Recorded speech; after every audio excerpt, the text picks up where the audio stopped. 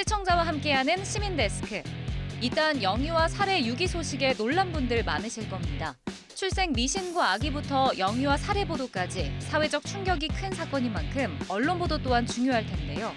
YTN이 전한 보도 내용 리뷰 Y에서 살펴봅니다. YTN은 노인, 아동, 장애인과 같은 시청 약자의 방송 접근권 보장 확대를 위해 힘쓰고 있습니다.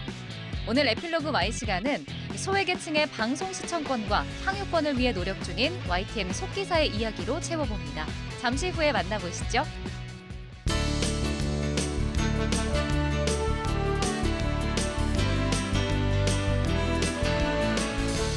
시청자 여러분 안녕하십니까? 김영수입니다. 코로나19 엔데믹이 선언된 이후 첫 여름 휴가철을 맞아 여행 수요가 크게 늘고 있습니다. 국내는 물론이고 해외로 나가는 분들도 많으실 겁니다. 여행지 선택에 고민이신 분들을 위해서 준비했습니다. 도심 속에서 즐길 수 있는 간편하고 짧은 여름 휴식 코스 하나 소개해드립니다.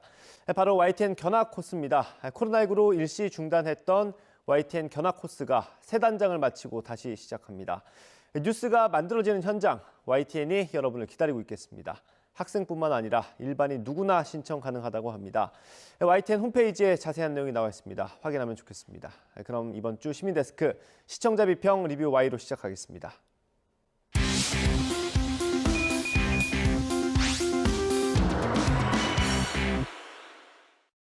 네, 세 분 어서 오십시오. 안녕하십니까?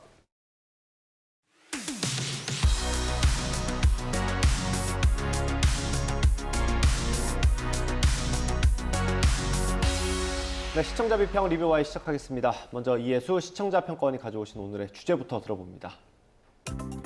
최근 보건복지부 전수조사가 시행되면서 출생 미신고 영유아의 규모가 드러났습니다. 영유아 살해와 유기를 막기 위한 대책이 시급하다는 목소리가 높아지고 있는데요. 안타깝게도 관련 사건은 해마다 증가하는 추세입니다. 오늘 리뷰 Y 시간은 영유아 살해, 유기와 관련된 YTN 보도를 살펴봅니다. 네, 영유아 유기 또 살해에 관련 보도입니다. 너무 많아서 사실 뉴스 볼 때마다 마음이 편치 않은 것 같습니다. 어때요? 예, 특히 저는 지난 3월에 리뷰와이 코너에서 아동학대 관련 보도를 다룬 적이 있었는데요. 이번에 영유아 살해 유기 관련 보도를 다시 살펴보면서 마음이 많이 아팠습니다. 그만큼 의무를 다하지 못한 어른들, 고통받고 희생되는 아이들 관련 사건, 사고가 많다는 뜻일 건데요. 최근 수원 화성 영유아 유기 살해 관련 소식이 알려지면서 미신고 영유아에 관한 관심도가 높아지고 있습니다. 이에 따라 보호의 사각지대에 놓일 수 있는 미신고 영유아를 찾아내기 위한 노력도 집중되고 있는 것 같습니다. 예, 영유아 유기 살해가 이렇게 대규모로 발견됐던 적은 없었던 것 같은데 어떻습니까? 맞습니다. 이게 한 20, 30년 전에도 물론 제가 이제 이 기자 생활 시작할 때 얘기인데요. 그때도 단발성 사건 기사로 이런 기사는 계속 있었습니다. 단 하나의 아기의 생명도 중요하고 잘 보살펴야 되는데 어떻게 이렇게 많은 아이들이 한꺼번에 등록조차 되지 않고 보호를 받지 못했는가 하는 이런 어떤 사회적인 관심 그리고 분위기가 이 뉴스를 크게 만들었던 것 같고요. 또 이제 경찰도 뭐 전수조사를 하고 또 복지부에서도 대책 마련에 나서면서 보도량이 굉장히 늘어나고 사회적 관심이 굉장히 증가한 것 같습니다. 예, 본격적으로 YTN 보도 볼 텐데요. 박사님부터 의견 들어보겠습니다. 예, 사실은 YTN의 보도만 살펴봐도 이런 심각성과 관심도를 알 수가 있습니다. 7월 5일 뉴스큐 출생 미등록 아동 수사 400여 건으로 늘어 관련 쟁점은 보도에서는 경찰에서 수사하고 있는 미신고 영유아의 수가 400여 건이라고 언급하고 있습니다. 그런데 바로 7월 6일 다음 날이죠. 텃밭 암매장 인천 친모 구속영장, 미신고 영유아 수사 598건 보도에서는 하루 만에 198건이 늘어서 598건에 달한다고 전하고 있습니다. 언론이 감추어진 사회의 문제에 주목하고 이를 드러내면 사회변호의 원동력을 만들 수 있다는 언론의 환경감시 기능의 작동을 가장 잘 보여준 사례가 아닐까 생각합니다. YTN은 영유아 살해와 유기 범죄를 방지하기 위한 제도와 예방책에 집중하는 행보를 보였는데요. 우선 이단 영아 살해 유기 풀리지 않는 의문 재발 방지책은 대담부터 살펴보겠습니다. 경찰 행정학과 교수를 초청한 대담인데요. 최근 벌어진 영유아 살해 유기 사건을 상황적으로 심리적으로 분석했습니다. 대담이 진행되는 동안 앵커가 수사가 진행 중이니 단정적으로 얘기할 수 없다고 알리면서 신중을 기하는 모습이 인상적이었고요. 또 무엇보다 대담자가 이런 사건을 예방하기 위해서는 출생통보제, 보호출산제에 대한 입법도 병행해야 한다고 언급하면서 문제 해결을 위한 구체적인 방안을 제시한 것도 돋보였습니다. 예, 저도 그 대담을 인상 깊게 봤습니다. 최근에 범죄 심리를 분석하는 콘텐츠가 방송이나 온라인에서 크게 인기를 끌고 있죠. 해당 대담에 출연한 배상훈 겸임 교수도 지금 프로파일러인데요. 수원 영유아 시신 사건의 범인을 분석하면서 영아 살해 증후군을 포함한 범죄 심리학적인 용어로 설명을 해주셨습니다.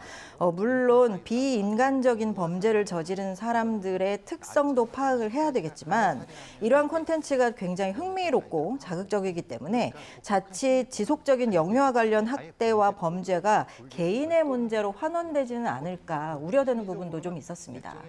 사실 영유아 유기 살해의 학대 문제는 우리 사회의 구조와 인식, 법률, 제도 등이 광범위하게 맞물려 있는 문제입니다.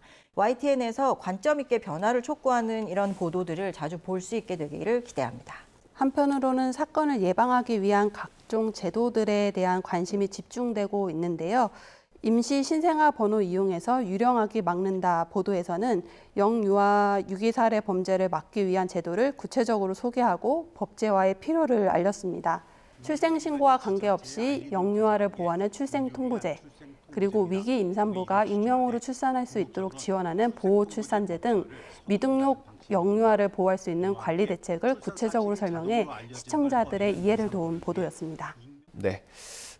가장 첫 번째 대책으로 거론됐던 게 출생통보제였거든요. 이거 관련된 보도는 어떻게 보셨어요? 예, 현상을 토대로 문제를 포착했다면 이 문제의 원인이 무엇인지를 발견하고 이를 제거할 수 있도록 돕는 것도 언론의 역할일 텐데요. YTN이 최근 2년간 영유아 살해 사건의 1심 판결문 11건을 분석한 결과 집행유예를 선고받은 경우가 절반에 가까웠다라는 사실을 알렸는데요. 영아 살해 최근 2년간 절반이 집행유예, 살인죄에 비해 형량 낮아 보도에서 실형이 선고된 경우에도 징역 2년에서 3년이 대부분이었다라는 사실이 밝혀졌습니다. 최대 징역 10년까지인 법정형에는 절반도 미치지 못하는 형량입니다. 이는 최소 5년 이상 징역에 처하도록 되어 있는 일반 살인죄나 최소 7년 이상인 존속 살인죄보다도 형량이 낮다는 점을 또 명확하게 짚어주셨습니다. 또 관련 법이 한국 전쟁 직후에 만들어졌다고 해요. 그때는 극심한 가난이나 당시의 상황, 현실 등을 반영해야 했지만 여러 사회보장 제도가 잘 갖춰진 지금은 자생 능력이 없는 영유아를 방치하는 것 자체가 일반적인 살인과 다를 게 없다라고 하는 입장도 명확하게 전달해 주셨습니다. 문제의식을 갖고 취재를 진행하시고 또 사실자료 분석을 통해서 문제를 드러낸 좋은 보도라고 할 수 있겠습니다. 이어서 수년째 논의 공전된 출생통보제 여야 이달내 처리 추진 보도는 법안 처리 과정을 충실히 따라간 보도인데요. 입법 속도가 지지부진했던 이유, 의료계의 반발이나 현안의 후손위로 밀리면서 논의조차 되지 못했던 상황 등을 언급하면서 영유아들의 살해, 유기 사건이 드러나고 나서야 뒤늦게 입법이 불붙고 있음을 지적했습니다. YTN이 언론의 비판과 견제 기능을 잘 이행했다고 봅니다. 한편으로 20대 국회까지 의료기관 등이 출생 사실을 빠짐없이 국가에 알리도록 하는 출생통보 의무화 법안이 10건 남짓 발의됐지만 관심을 끌지 못하고 폐기된 안타까운 사실도 전해주셨습니다.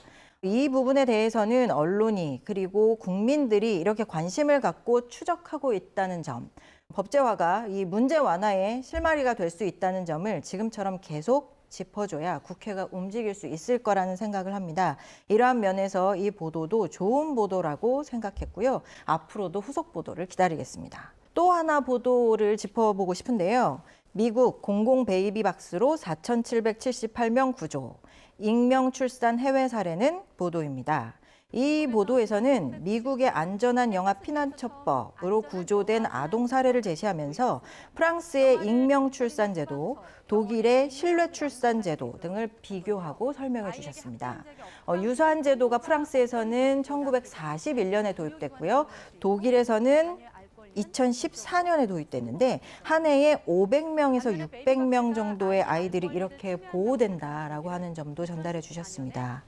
특히 마지막 부분에는 생명을 지키는 일에는 정치도 이념도 아무 상관이 없이 모두가 함께 해야 한다라고 하는 정치인의 인터뷰도 실어주셨어요. 우리가 무엇을 지향하고 어떻게 함께 생각을 모아야 할지 관점을 분명하게 제시해준 유익한 보도였습니다. 이상으로 여러 대담과 보도들을 묶어서 살펴보았는데요. 영유아 유기 살해 사건을 다룬 뉴스가 대부분 경찰의 사건 수사 결과를 중계식으로 다뤘던 것과는 차별화됐다는 점에서 YTN이 좋은 사례를 남겼다 생각합니다.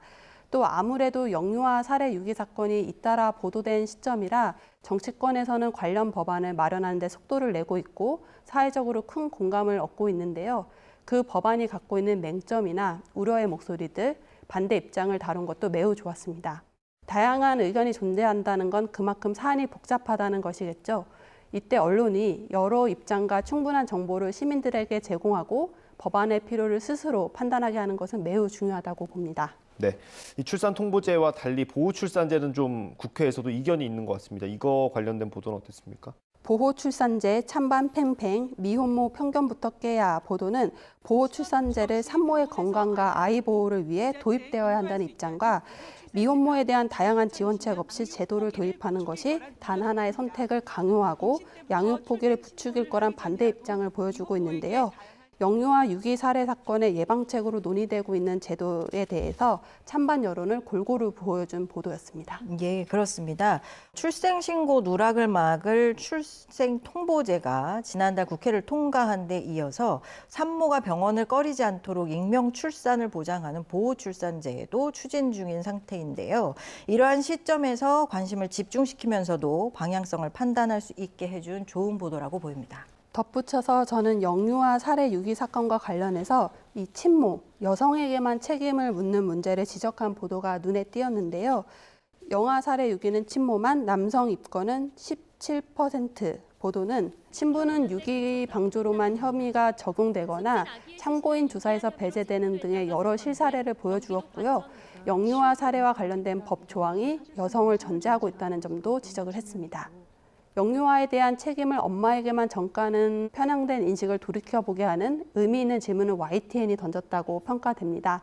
이런 질문을 앞으로도 계속해줘야 경찰 당국을 비롯한 사회적 인식이 변할 수 있겠죠. 영유아 살해 유기 관련 YTN의 사회부 보도에서는 사실 자료와 데이터 분석을 통해서 상황의 심각성과 문제점을 드러내려는 노력들이 곳곳에서 보였습니다. 뉴스큐 출생 미신고 아동 수사 400여 건으로 늘어 관련 쟁점은 이 보도에서는 사회부 황보혜경 기자가 스튜디오에 출연해서 출산 기록은 있지만 출생 신고가 되지 않은 사라진 아기와 관련된 현황을 자세하게 짚어줬습니다. 또 수사 과정에서 숨진 것으로 확인된 아동이 역시 7월 5일 기준 15명이라고 하는 사실, 소재와 생사가 확인되지 않은 영유아가 350명에 달한다는 사실도 명확히 짚어주셔서 사안의 심각성을 전달해 주셨습니다. 앞으로의 보도에서 다루어졌으면 하는 바람을 전하면서 YTN이 여성에게 책임을 전가하는 풍토에 대해 문제를 잘 지적해 준 만큼 위기 상황에 있는 여성들의 목소리를 더 많이 전해주었으면 합니다. 출산 통보제의 조속한 도입보다 미혼모에 대한 편견을 없애는 근본적인 대책이 중요하다는 전문가의 지적이 많은데요. 언론이 여성들이 원치 않는 범죄자가 될 수밖에 없는 현실을 얼마나 잘 짚어주고 있는지는 돌이켜봐야 하겠습니다. 특히 미혼모에게 일탈과 비정상이라는 굴레를 씌워 낙인 찍는 사회적 분위기, 그리고 그 같은 비난의 시선을 감내하면서 임신과 출산, 육아의 짐을 홀로 떠안는 여성들의 목소리에 귀를 기울이는 것도 언론이 해야 할 몫이겠죠.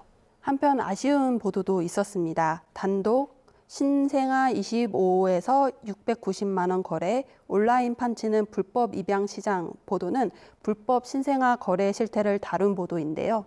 기자가 미혼모로 가장해 오픈 채팅방 한 곳을 찾아 접속해 취재를 했고 채팅방의 이름이나 실제 대화 내용이 자료화면으로 송출이 됐습니다.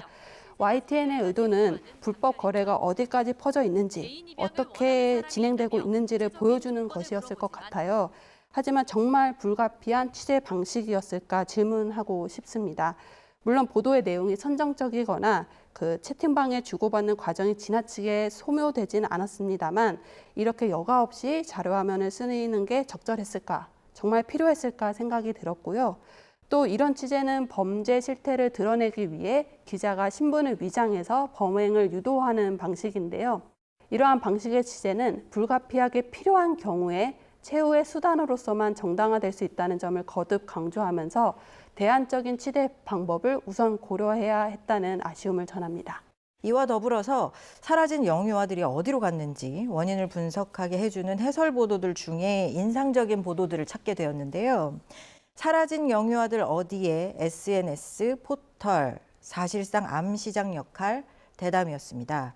여기에는 이은희 변호사가 출연해서 사라진 영유아 관련 현황의 심각성을 짚어주셨고요. 또 그중 일부는 YTN의 단독 보도와 같이 온라인에서 불법 거래되고 있다라고 하는 사실도 알려주셨습니다. 특히 법의 외곽에서 아이를 거래하고 입양이 아닌 형태로 내 아이인 척 하는 상황이 됐을 때에 이걸 적발하기가 정말 현실적으로는 매우 어려운 상황이라는 점도 전달해 주셨습니다. 이러한 불법 거래가 지속되는 이유는 비혼 출산을 숨기고 싶어하고 또 입양 사실을 알리고 싶어하지 않는 한국 사회의 구조적 특성 때문이라는 해석에도 굉장히 공감이 많이 되었습니다. 현상에 대한 원인을 파악하고 이해할 수 있게 해준 좋은 대담으로 기억에 남습니다. 네, 실장님 마지막 종합적으로 좀 정리해 주시죠. 네, 저는 이번 보도를 보면서요.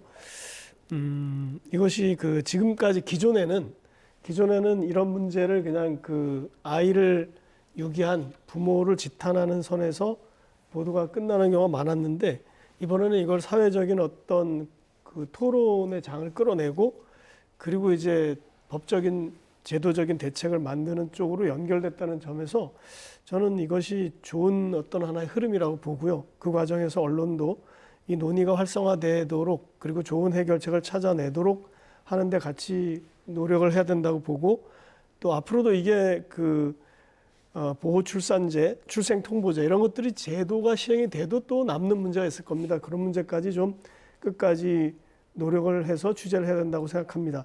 그리고 이제 평가원님께서 지적하신 그 영화 불법 거래 취재 과정에서의 취재 방법 문제, 이것을 이제 일종의 위장 취재라고도 볼 수 있을 것 같은데요. 제가 그래서 윤리 강령을 몇 개를 찾아봤습니다. 그랬더니 일반적인 그 기자협회가 가지고 있는 실천 요강에서는 위계나 강압적인 방법을 쓰지 않는다 이렇게 돼 있고 신문 윤리 강령의 요강이라고 하는 좀 긴 그 설명에 보면 신분을 사칭하거나 위장하는 것을 금지해야 된다 이렇게 잘 나와 있습니다. 이게 어떻게 보면 소극적인 위장 취재라고 할까요? 이렇게 이해를 해주시면 어떨까 이런 생각이 들었습니다. 그럼에도 불구하고 더 최선의 방법이 없었는가 이렇게 물어보신다면 저희가 그 부분은 계속 또 고민해야 되겠다 이런 생각을 함께 말씀드립니다. 네, 오늘 리뷰와의 내용 정리 한번 해보겠습니다. 이것만은 꼭 시간입니다. 평가원님부터 한 줄 요약 들어보겠습니다. 영유아 살해 유기 사건, 개인의 일탈 너머의 문제로 다뤄야. 영유아 살해 유기 사건이 이어지자 정부가 예방책 마련에 나섰습니다. 하지만 법안 도입과 별개로 양육자가 최악의 선택을 할 수밖에 없는 현실을 들여다보는 일은 매우 중요합니다. YTN이 위기에 놓인 양육자가 위축되지 않도록 사회적 분위기를 조성하는 데 앞장서고 귀하게 태어난 아이들이 불행한 상황으로 가지 않도록 사각지대를 조명해 주길 바랍니다. 네, 다음 박사님 한 줄 평 들어보겠습니다. 영유아 유기 사례 보도, 지향점이 분명한 사회 문제 개선 관점으로. 아동은 출생 후 즉시 등록되어야 한다. UN 아동권리협약은 7조에 이렇게 명시하고 있습니다. 이 조항을 현실에서 실행하고 사각지대에서 고통받고 희생되는 아이들이 새로 발생하는 상황을 막기 위해서는 우리 사회의 인식과 제도, 법률을 바꾸어야 합니다. YTN은 출생아동 등록과 사회적 보호라는 대명제하에 분명한 관점을 갖고 이 사안을 바라보고 보도해 주시길 부탁드립니다. 네, 오늘 리뷰와의 순서 여기서 마치도록 하겠습니다. 세 분 오늘 말씀 잘 들었습니다. 감사합니다.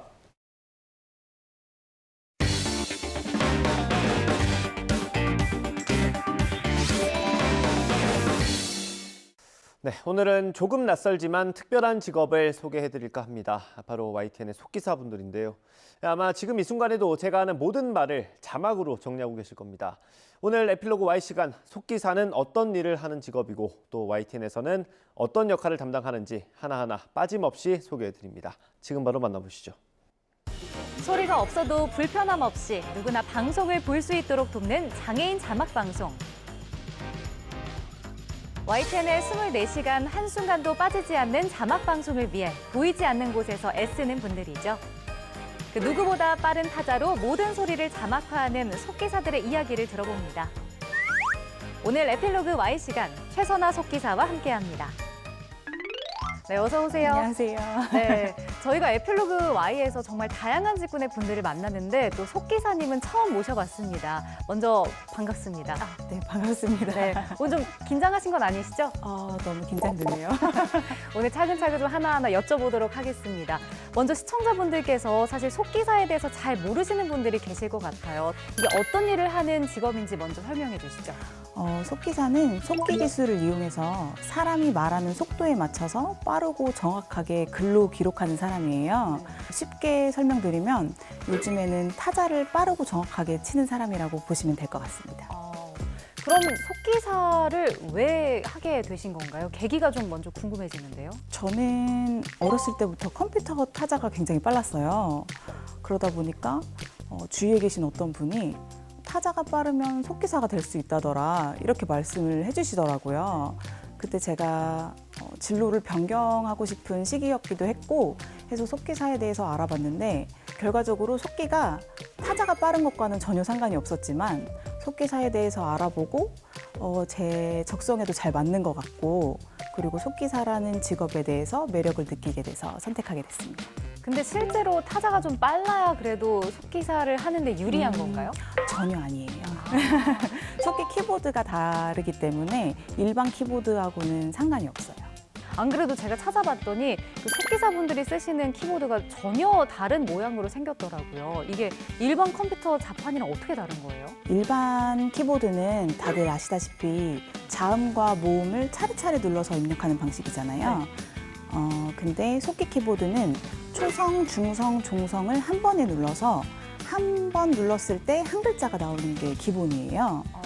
그리고 약자를 사용해서 한 번 눌렀을 때 3-4글자의 단어 또는 그것보다 더 긴 문장까지도 나올 수 있게 돼요. 평소에는 기본 약자를 위주로 사용을 하시고 그다음에 본인의 일하는 곳이나 일하는 거에 맞춰서 약자를 직접 만들어서 사용하실 수도 있어요. 그럼 자기가 직접 그 약자를 이렇게 저장해 놓을 수 있는 게 있는 건가요? 맞아요. 그래서 저는 YTN에서 일을 하다 보니까 제가 만들어서 쓰는 약자들이 보통 시청자 여러분 안녕하십니까?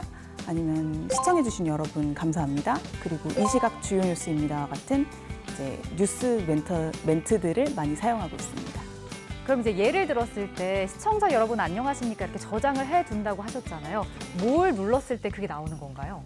그거는 입력하는 사람마다 다른데요. 핸드폰 보시면 자동 완성 기능이 있잖아요. 그런 것처럼 시옷, 니은을 눌렀을 때 시청자 여러분 안녕하십니까? 이런 식으로 한 번 눌렀을 때 나오게 하는 거예요.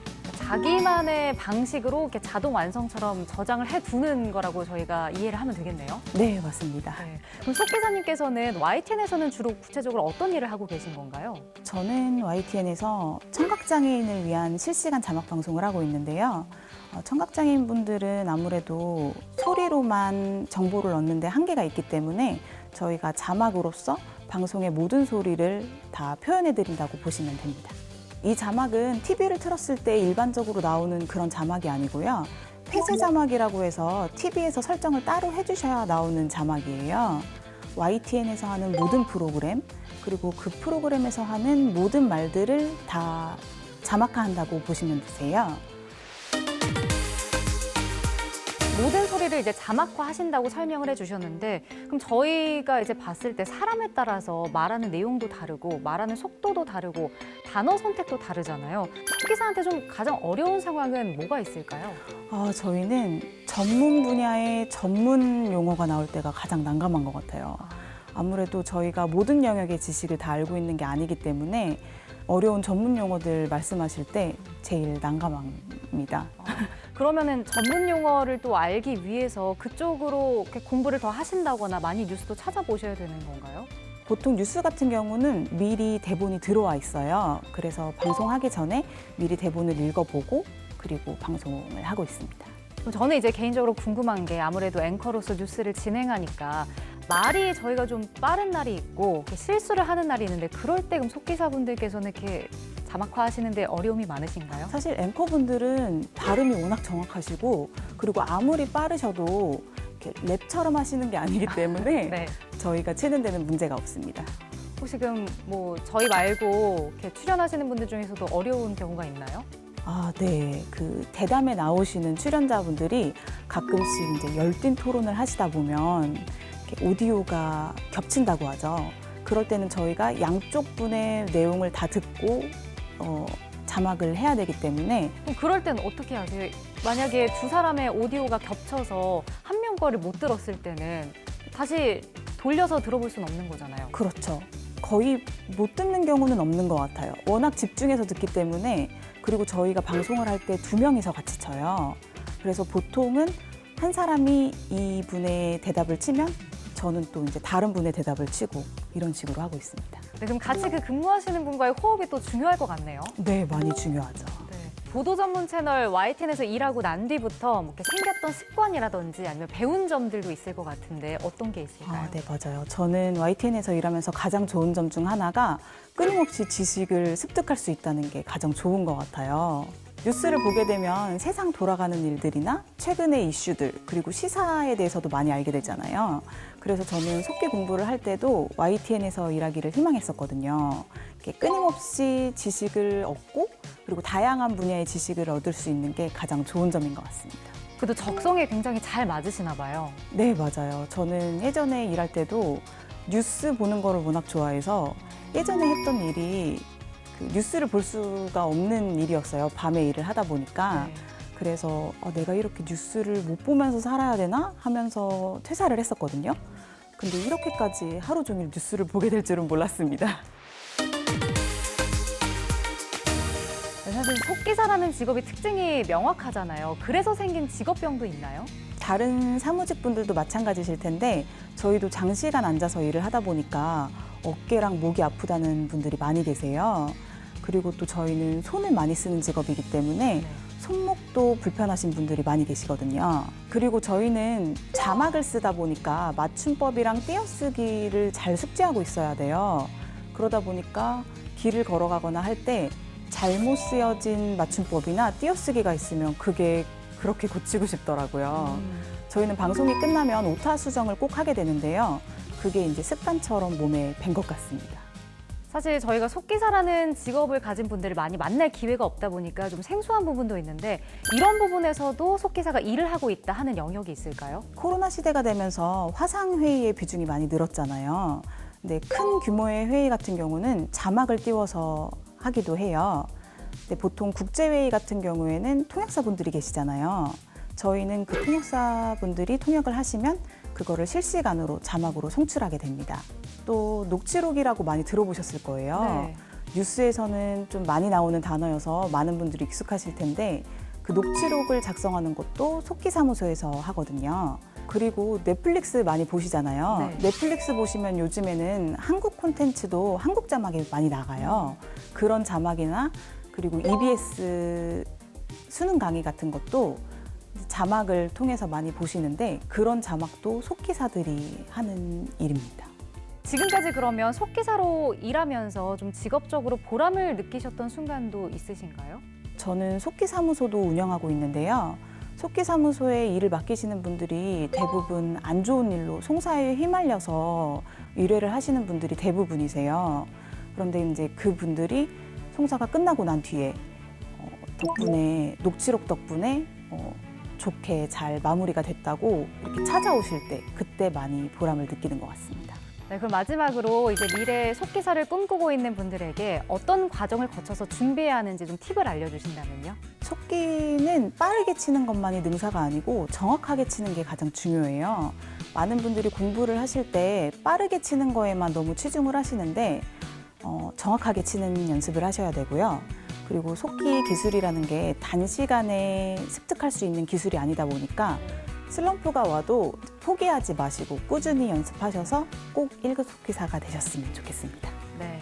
앞으로도 이제 24시간 저희 YTN 방송 통해서 소외되는 사람 없이 좋은 자막 방송 만들어 주시길 저도 응원하겠습니다. 오늘 함께 해주셔서 고맙습니다. 감사합니다.